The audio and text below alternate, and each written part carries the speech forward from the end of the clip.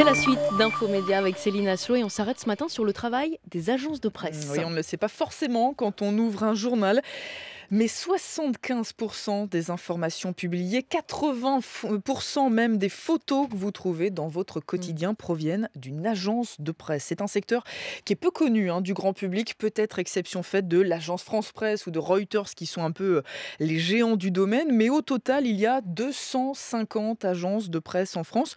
Une grande partie sont regroupées au sein d'une fédération qui s'appelle tout simplement la Fédération française des agences de presse et qui fête aujourd'hui son 70e anniversaire. Et nous sommes avec sa présidente. Bonjour Kathleen Grosset. Bonjour. Comment on peut définir aujourd'hui le rôle d'une agence de presse? C'est le travail de l'ombre finalement?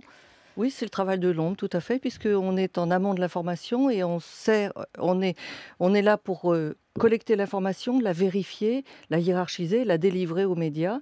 Et c'est effectivement un véritable travail de l'ombre. Le grand public ne nous connaît pas. On apparaît, si on regarde bien le journal et si on regarde bien la télévision, on apparaît dans les signatures. C'est-à-dire il faut tourner le journal et le lire en travers. Regardez les petits caractères. Regardez les tout petits caractères. Et c'est là où on voit les signatures. On voit souvent publier notre reporter était sur place. C'est souvent un reporter d'agence et qui est assimilé aux reporters, aux journalistes du média. L'information coûte cher à produire, voilà pourquoi les journaux ont de moins en moins de photographes, les journaux ont également moins de journalistes disséminés dans le monde et font de plus en plus appel. Ont toujours fait appel aux agences, mais les agences sont absolument incontournables et sans les agences, la presse n'existerait pas, elle ne pourrait rien publier. Alors vous dites les médias ont toujours fait appel aux agences et c'est vrai que la première agence de presse, elle date de 1835, c'est la création de l'agence Havas. Alors depuis 1835, le paysage médiatique, c'est le moins qu'on puisse dire, a beaucoup changé. Est-ce que le rôle des agences de presse aussi a évolué ? Alors le rôle a évolué après la guerre, en fait, parce que l'ordonnance de 1945 a bien séparé tout ce qui était publicité d'information, de façon à éviter tout risque de pression, de lobby, de pression sur l'information. C'est à ce moment-là que l'agence Havas s'est spécialisée sur la publicité et c'est à ce moment-là qu'a été créée l'agence France Presse. De fait de cette ordonnance, il y a une précision très importante, c'est que les agences de presse ne peuvent en aucun cas faire de la publicité pour des tiers. Et doivent avoir plus de la moitié de leurs revenus qui proviennent de fournitures d'informations aux médias. C'est donc un critère économique qui est important pour déterminer le statut d'agence de presse. C'est important pour l'indépendance de l'information. C'est très important d'être complètement indépendant et de n'avoir aucun groupe de pression. Alors, on parlait de l'agence France Presse qui, évidemment, est l'un des géants du secteur, plusieurs centaines de journalistes, mais il y a 250 agences de presse au total en France. On imagine qu'il y a des petites agences au sein de ces 250. Il y a une multitude de petites agences, il y a une multitude d'agences moyennes. Qui servent à quoi, en fait ? Alors, les agences sont très spécialisées. Il y a des agences généralistes, l'agence France Presse, la Société de Presse, Reuters, qui sont des très grandes agences filaires généralistes. Mais il y a des agences qui sont spécialisées dans le domaine de la santé. Il y a des agences qui sont spécialisées dans le domaine économique. Je vais vous donner un exemple. Il y a quelques années, on entendait sur les radios, on voyait à la télévision Jean-Pierre Gaillard, qui a même eu à un moment donné sa marionnette. Jean-Pierre Gaillard, en direct de la Bourse, Jean-Pierre Gaillard vient d'une agence de presse, La Côte Bleue. Qui est là tous les lundis matins sur France Info d'ailleurs. Voilà. Jean-Pierre Gaillard est une agence de presse à lui tout seul. Non, pas à lui tout seul. Non, bien entendu. Mais il fait partie de son agence, La Côte Bleue.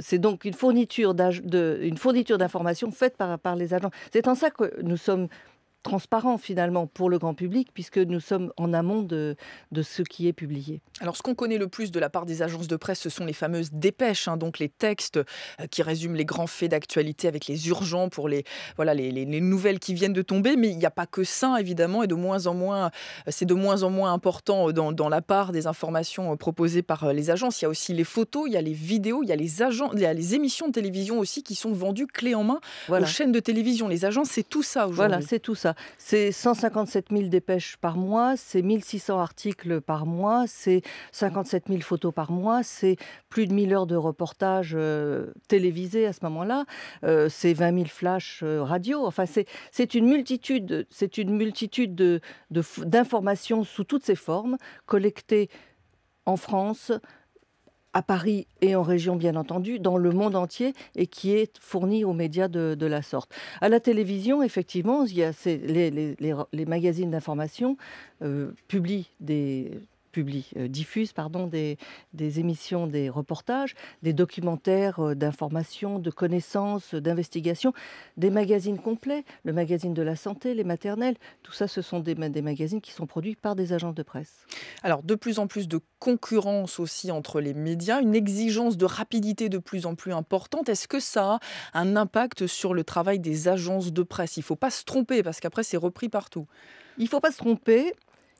L'erreur est humaine. Il faut à ce moment-là savoir la reconnaître sans s'en excuser. Et, il arrive effectivement qu'on se trompe, mais le travail d'un bon journaliste et le travail d'une agence, c'est de délivrer une information fiable et hiérarchisée et de qualité. Ce qu'on a vu en fait il y a quelques mois, cette fausse mort de Martin Bouygues qui a été donnée par l'agence France Presse, est-ce que ça a occasionné une réflexion au sein des agences de presse sur justement la manière d'être à la fois rapide et rigoureux?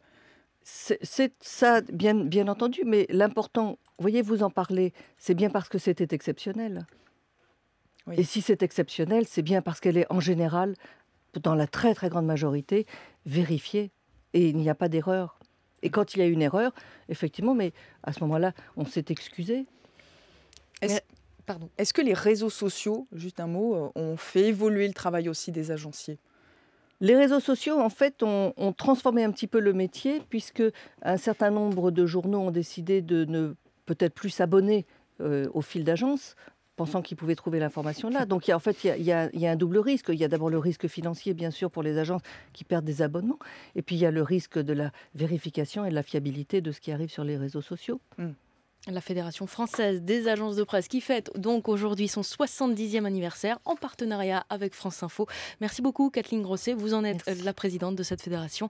Merci beaucoup et à demain Céline Asselot. À demain.